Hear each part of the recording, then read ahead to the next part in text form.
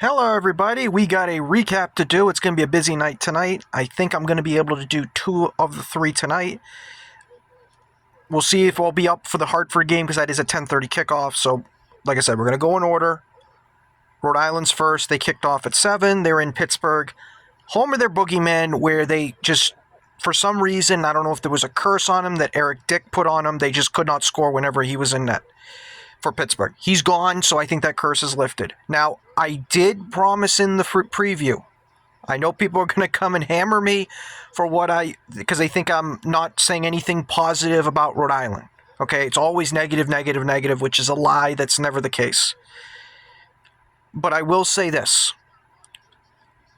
This game tonight was finally the game, I will say, and I'm not going to say their offense is fixed after today because they were inept for one, except for one chance, and that was it. I am starting to come around to think this team could be a playoff team, but the offense is still inept. It is. JJ was unmarked. A baby could have scored that.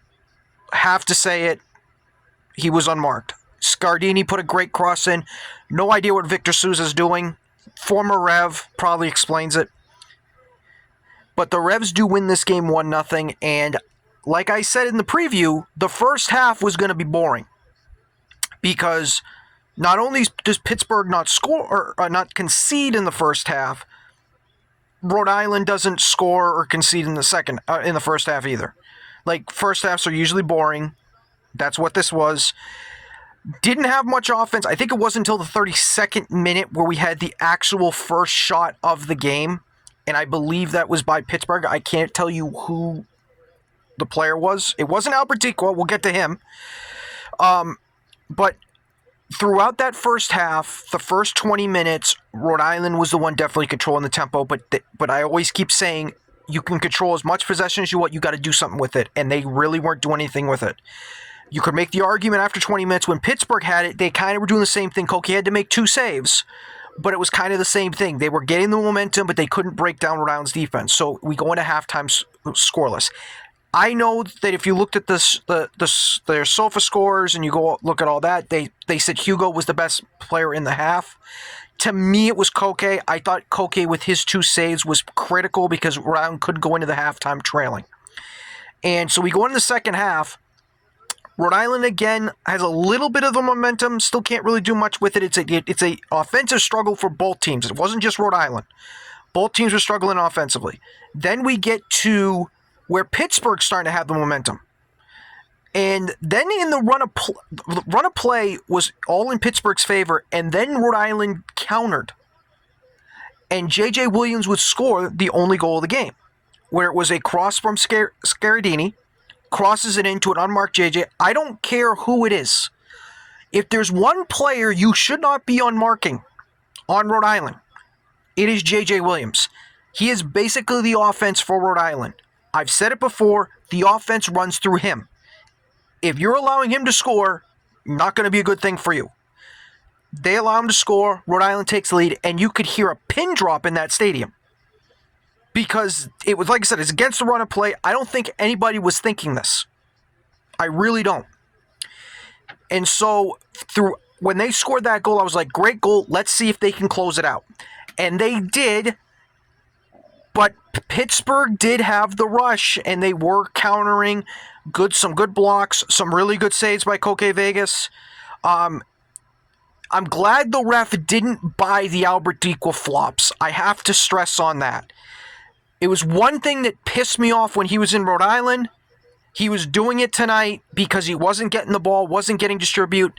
I was waiting for him to get a yellow card. He didn't get it in this game, but him and his flopping was pissing me off, and I think Pittsburgh fans are starting to see why I hated the guy in Rhode Island because he was flopping so damn much. Because he was basically a non-factor in this game. He really was.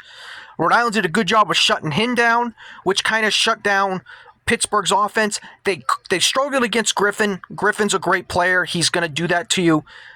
But offensively, not much there. But with that win, I believe Rhode Island goes into 6th place currently. I was looking at the live standings before I did the recording, so currently I think they're in 6th place. There is an outside chance that they could get that with some of the games they have to make up, they could make a top 4 run. They got to improve their offense. That's the first thing they got to do. I know people keep throwing in my face they've scored the fourth most goals in the league. Let me be clear on something. And excuse my hair as it's doing whatever it's doing. When you have now 10 of your 15 league games, you're only scoring 1 goal. That's not good enough. You cannot go, if you're going to be a playoff team, you need to put the ball in the back of the net. Now, I know you're saying, oh, look what Pittsburgh did. They only scored 1 goal in their lead up to the championship game, and they didn't score any goals there either, and it went to penalty kicks. That was a wild ride for them. Rhode Island, you can't do that every single postseason and expect to continue.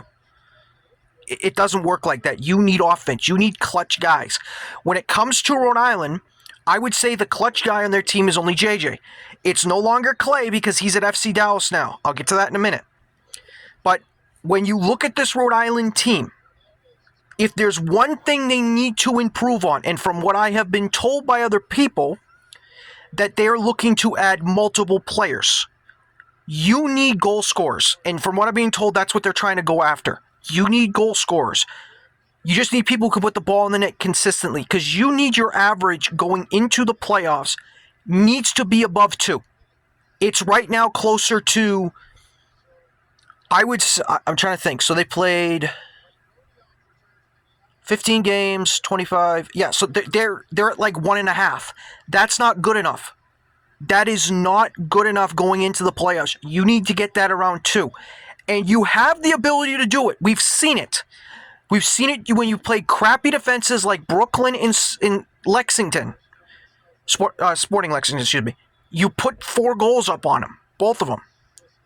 And even Charleston, I should throw it out. When Charleston was in a funk and they were struggling to defend, you put 4 on them as well. You can do it. You just need people who can break down defenses. This defensive team by Pittsburgh is very, very good, especially at home. They had a monumental mental breakdown where they lost JJ somehow, and that's how you scored. You took advantage of a mental mistake by them, and that's how you won this game. But I'm not going to sit here and say their offense is fixed, because they still need to fix it. Defensively, they look good. With Clay not going to be there anymore this year, now they got to see, because this midfield looked good. I do want to say it looked good, especially with Hugo. Hugo was probably your best midfielder. He did a good job. Amos, I thought, did a good job today. I could even throw Kozera in there, but I don't see him as a midfielder. That's the reason why I don't cook, but he's a wide midfielder, so cut me some slack there. But they have good players. They have good players. They just need to put it together and try and basically find additional players to bolster your attack to make it even better. You do. It has to get better, because you can't go into games thinking you can win 1-0. And that's one of my major gripes with this team. Because even though you scored 25 goals, the 10 of 15 with 1 goal or less, that signifies more about what your team is. A low-scoring team that needs your defense to win. Which, again, no problem with that. But you need to get more offense in your team. That's a fact. That is an absolute fact with this team. Now, my opinion on the Clay thing. Because, like I said, this came, apparently he's been in Texas since Sunday. I wish nothing but the best for this guy. Because I personally felt at the end of last year, he deserved to have that chance to go up to MLS. That's personally how I felt. And you know what? He's getting his chance. I appreciate what he did here. Now Rhode Island's got to figure who's going to take throw-ins. They tried Stoneman late in this game. I don't think you want to really use a center back, to be honest with you. So, and I don't want them using JJ either. I've seen him do too many times JJ. No, you want JJ in the box. That's where he thrives at, not on the sidelines with throw-ins. In the midfield, he was always that guy outside the box who was launching in bangers from outside. So that's going to be a thing that you're going to miss. But hopefully with Hugo stepping up the way he has, maybe it's not that bad of a transition. The only thing I'm ashamed of is his last game for Rhode Island. He left the pitch and he was struggling to get off because he got himself hurt, and that was the last time we were probably going to see him in a Rhode Island kit. That's the only thing disappointing with him. There wasn't like a send-off, like a thank you type thing from the fans. That's the only thing I'm disappointed with. Like, that's going to be his last moment as a Rhode Island FC player. But, like I said, they get the win. I'm happy for them. We'll see if they can continue this. It is a big win. I'm happy for them. They got to win on my birthday. I'm now 2 for 2 for teams with getting wins on my birthday. So I'm all happy for that. And I'm going to get a third one here when the Revs finally end up. So take care, everybody. That's the reaction for the Rhode Island one. Great win by them. Now they just got to fix the offense. See you later.